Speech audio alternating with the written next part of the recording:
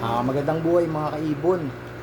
Bali ang video na to ay ginawa ko dahil nga yung isang followers and subscriber ng aking YouTube channel ay nag-comment sa comment section at ang tanong niya ay bakit ang tagal daw magpares nung kanyang pinagpares na para kids.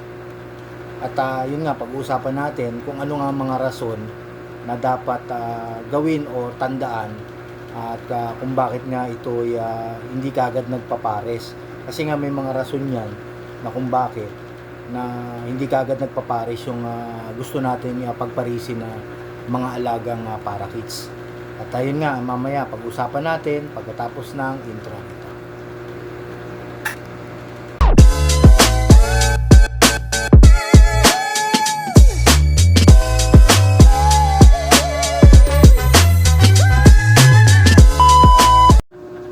Welcome back mga kaibon.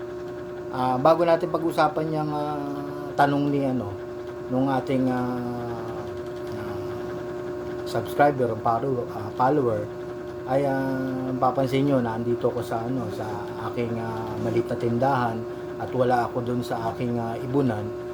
At yun nga, at nabasa ko nga yung comment niya na yung tanong ay dito ko na lang sasabihin at gagawin ko ng video at para at least yung mga makakapanood ay alam din yung kung bakit nga at kung anong rason yung hindi kaagad nagpapares yung mga yung mga alaga nating para kids or kahit anong uri ng ibon.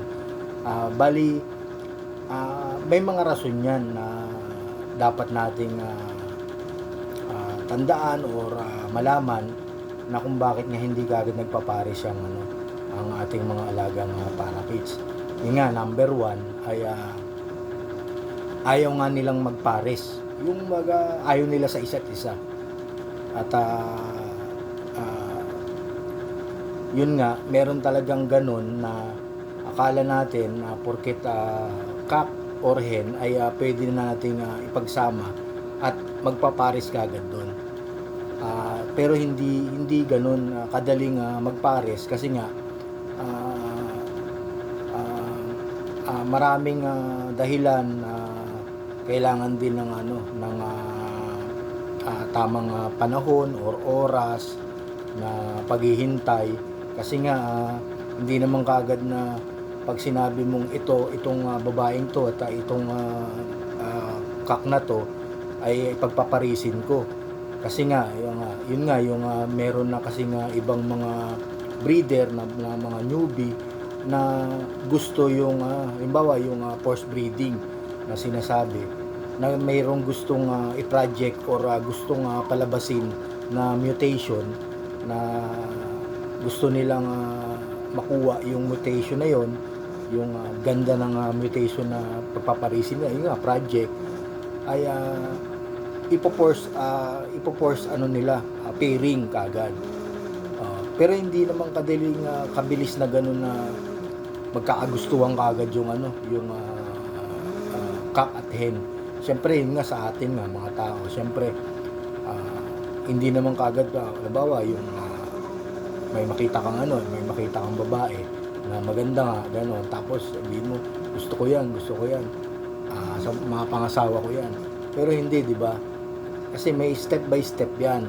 Halimbawa, kikilalanin mo muna, tapos liligawan mo, escorting mo, tapos papasyal, ganyan, courting, ganyan din sa ibon. Bali, magkikilalan muna yung dalawang hen at cock at hindi naman kaagad na pag pinagsama natin sa isang cage or breeding cage ay automatic na kagad sila magme-mating. Pero hindi ganoon.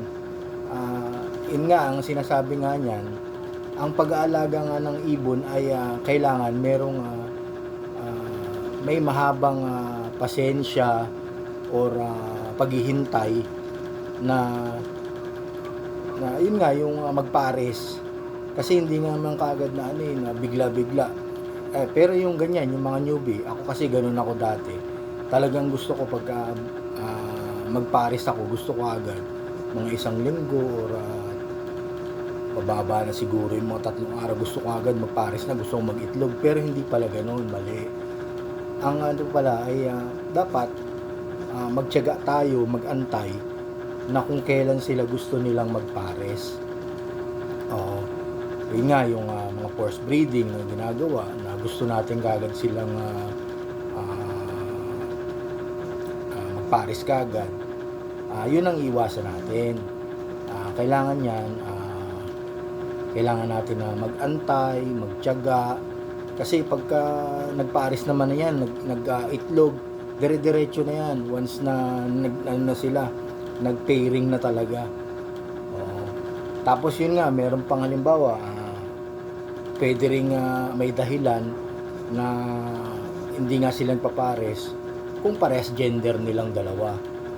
Kasi may mga newbie na ganun eh. Siyempre yung kalimitan yan, yung alam mo yung mga nagbebenta sa mga piyesta-piyesta sa simbahan na nakalagay sa sa malaking hawla, nagtitinda, 'di ba, sama-sama yun sa isang daladalang hawla, mapahak. Siyempre kung hindi ka marunong na tumingin ng mga gender, ay mapapabili ka kasi isipin mo magandang kulay yung kukunin mo. Halimbawa may nakita ka, yun ang ganda, rainbow. Tapos yung isa spangle, tapos blue series, opaline. Hindi mo alam, syempre yung nagbebenta, para makabenta lang yun, bibigay yung kung anong gusto mong napili mong kulay. Hindi yung sasabihin na ito babae, ito lalaki. Hindi, kasi ikaw ang pumili eh. Pero kung ikaw ang bibili, nasasabihin mo dun sa nagtitinda, sir or manong, pili mo nga ako ng isang babae o isang lalaki. Ganon. Hindi mo na inaano yung kulay o anong mutation. Ayun nga, may tendency ganon mangyari. Hindi sila parehas ng gender. Ayun nga, parehas pala sila ng gender. Gender parehong lalaki o parehong babae. Yun yung pangalawang rason kung bakit nga hindi. Yun nga yung una, yung hindi nila gusto yung isa't isa. Pangalawa, yung same gender na sinasabi. Yun nga, ang mapapayo ko na lang sa inyo, syempre yung kailangan magantay na lang tayo, magtiyaga tayo, tapos ay ganun din naman yung mapupunta pagka mangyari makapag-pairing na sila, makita nyo naghahalikan na, tapos susubuan, ayun yung umpisa, oras na pag nakapag-itlog na yun, dire-diretso na yun silang mag-iitlog. Tapos yun nga, para ganito na lang, yung papayo ko na lang na sa inyo ay paano gagawin na mapabilis nga yung yung pagpapares or gustong nating itong gantong mutation ipapares mo, ay kailangan mo ng step by step na dapat gawin sa pagpapares nga nung gusto nating ibon.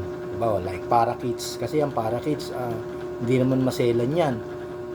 Kung anong ibigay mo lang na na patuka diyan, at basta kumpleto ka sa mga supplement na binibigay, ay masusuklian ka naman ng saya, at makikita mo yung mga resulta ng pinagpares natin.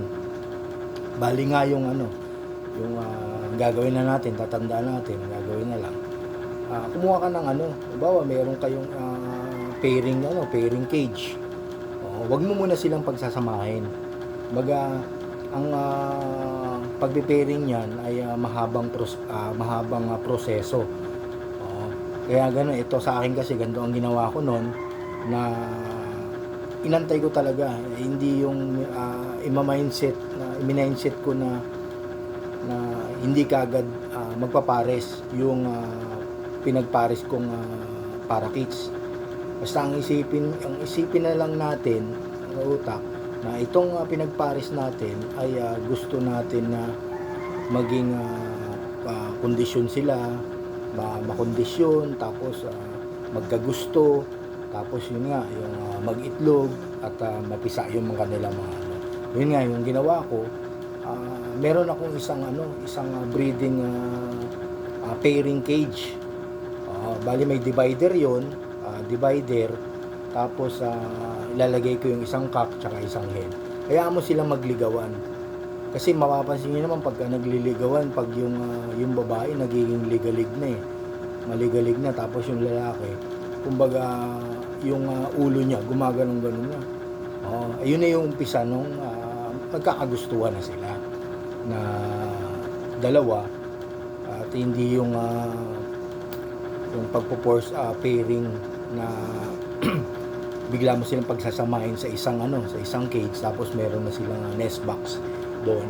Pero may mga may mga ganun talaga na pagka pinagsama mo sila yung dalawa sa isang cage, ay automatic na meron nga 3 araw pa lang. Yun nga sa akin, 3 araw pa lang pinagpares ko yung rainbow, tapos pares rainbow ang pinagpares ko kasi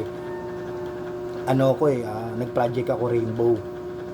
Kumbaga pares binaklas ko sila sa sa kanilang pares. Pinahinga ko muna ng 1 linggo. Inalis ko sa mga pares nila. Tapos sila yung pinagbangga ko. Ang ginawa ko, hindi ko na sila dinirekta sa pairing cage. Hindi na. Kasi nga proven na sila eh. Oo, proven na. Ayun, may mga ganun kasi, may mga proven na automatic na yun pagka pinahinga mo muna, tapos sinama mo sila sa isang cage.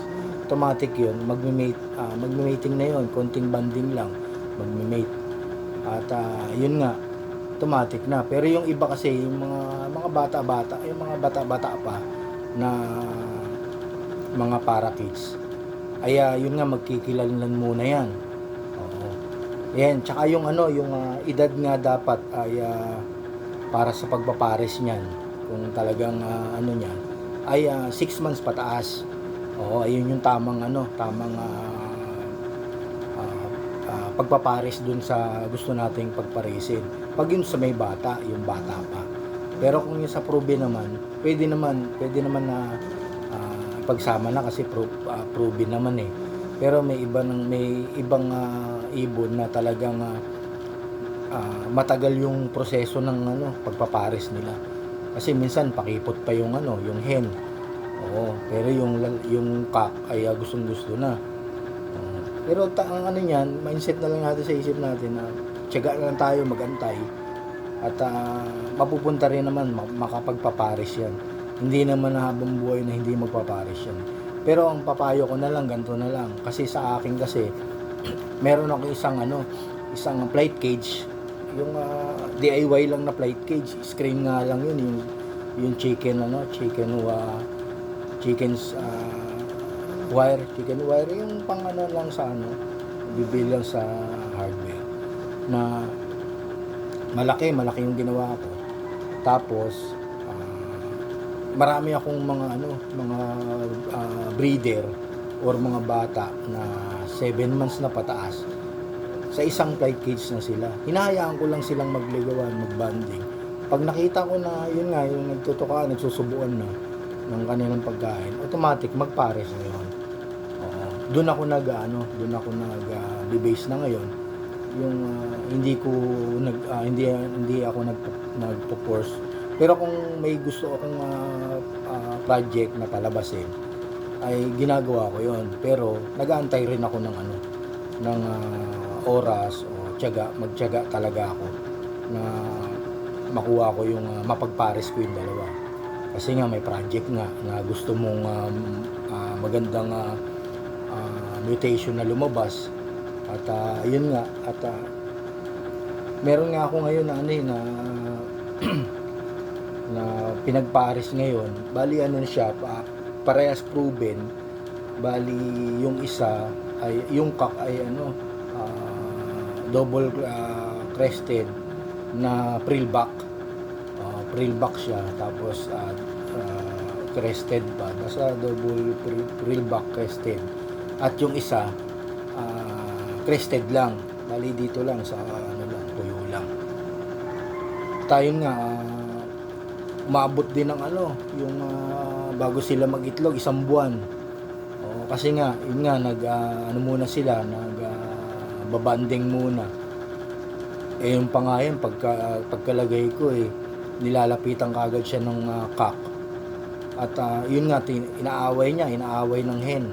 At ayaw pa. Siguro sa pagtsatsaga nung cock, umabot ng 1 buwan, yun nga, nagpares na sila.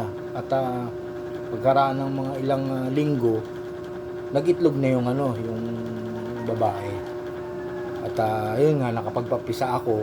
Dahil nag-itlog sila ng 7, nakapagpapisa ako ng 6. Kasi nga, yun nga, sa pag-aantay ko, naging magandang resulta. Yung talagang mag-aantay tayo hanggang sa makapagpares sila, magligawan at magbanding. Ayun. Hindi namang hindi naman sabing madalian talaga. Siyempre, pag-aalaga nga ng ibon talagang stress reliever natin yan. At aantay tayo talaga kung gusto natin maganda yung resulta ng pagpapares natin sa dalawang pares na gusto natin pagparesin. Ayun na lang mga kaibon. Ang maipapayo ko na lang sa inyo ay mindset nyo na lang sa isip nyo na magpapares yung pinagpares natin. At yun nga, kailangan hen at cock. Bali ang pagkakakilanlan pala ng hen at cock, yung hen ay brown yung ilong pag matured. Brown na mamulam, yun nga, brown, matured na yun. At ready to breed na. Tapos yung cock naman ay blue yung ilong. Tapos yung medyo pagbata naman ay white yung pagbata-bata, white yung ilong ng hen. At yung sa cock naman ay pink. Kasi paano na yun? Pa-blue na yung kulay ng ilong nila. Ayun na lang mga kaibon. Tiyaga na lang tayo at makukuha din natin yan. Mapagpapares natin yan. Kasi papares naman natin hen at cock Yan, antay lang talaga tayo. Yun lang, pag-aantay, pagtsatsaga, makukuha din natin yung gusto natin na mapagpares. Nandito lang mga kaibon at pa-like, share and subscribe na lang ng aking YouTube channel, ang MBA Loop at Aviary. At hindi lang pala lovebirds ang mga alaga ko. Siyempre may mga racing pigeon din ako. At hindi ko lang masyadong sasama sa vlog yung mga kalapate. At focus ako sa mga lovebirds. At yun nga po, at kung gustong mag-avail ng probiotics ko ay iano ko na lang sa screen yung number ko. At iano nyo na rin ako, add na lang sa Facebook, ang search nyo lang yung Michael Azul. At doon lang tayo sa Messenger, Facebook Messenger mag-usap. At yun nga, sa mga gustong bumili ng probiotics, sariling po yan, sariling gawa ko para sa mga alaga ko ibon, kalapate, at may manok, yun, pwede yan. Pati nga yung alaga kong pusa tsaka aso pinapainom ko na rin yan. At yun nga, maganda naman ang naging resulta at lalakas nilang kumain at mabilis na makapagpalusog sa kanilang mga katawan. Hanggang dito lang mga kaibon. At yun nga, sa tanong po, antay na lang po tayo. Ayan po, sa tanong po ng isang ating subscriber, at sana po ay nasagot ko ng tama. Yun sa aking ano lang po yan, sa aking opinion. At kasi nga nangyari na rin sa akin yan, talagang may time na gusto ko talagang magpares na sila. Kasi nga newbie pa ako noon dati. Talagang gusto ko magpares na magpaitlog na kagad kasi nga isang pares lang dati yung ano ko yung ibon ko noon isang pares lang at gusto kong dumami. Ginawa ko yun nga, sabi ko ang tagal ng ano, ang tagal ng pag-iitlog, bakit hindi ko nakikita nga nagme-mate, ano yung susubuan. Ay yun pala ang ano, kailangan natin mag-antay kasi nga sila ay nagliligawan pa para mag-bonding. Yun na lang po. At salamat po sa mga aking sumusuporta sa aking YouTube channel at patuloy pa rin po kayong mag-share or subscribe ng aking YouTube channel. At kung may mga ano po pala kayo, mga kakilala, kaibigan, kamag-anak na gustong pasukin yung pag-aalaga ng ibon, ay pa-share na lang po sa kanila at para mapanood po yung mga in-upload ko mga video at makakuha sila ng ano, ng mga tips or mga paraan na kung paano alagaan yung mga alagang ibon na gusto nilang alagaan. Yun nga, patulong na lang po, pa-like, share, and subscribe ng aking YouTube channel, ang MBA Lope in Aviary. At pa-click na lang po ng notification bell para updated po kayo sa mga bago kong video na i-upload. At yun na lang po, maraming salamat po at sa inyong panonood at happy breeding po. God bless.